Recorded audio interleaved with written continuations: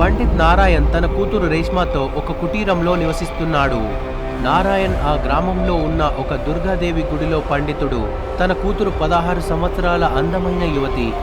కానీ తను మానసికంగా 6 సంవత్సరాల యువతిలా ప్రవర్తిస్తుంది. దాంతో గ్రామంలో ఉన్న ధనిక యువకులు ఆసరాగా చేసుకొని ఆమెను ఆట పట్టిస్తుండేవారు. అవకాశం దొరికినప్పుడు రేష్మతో మాట్లాడుతూ అక్కడ ఇక్కడ చేయి వేస్తుంటారు ఆమె మీద.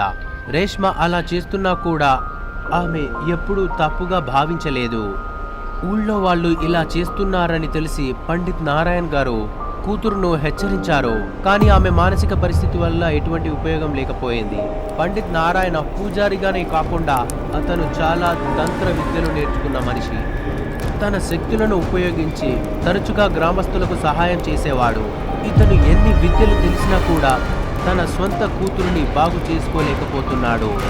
ఆ బాధనే తనని లోపల తినేస్తుంది. అందుకోసమనే ఒకరోజు తన కూతురు రేష్మాను పిలిచాడు.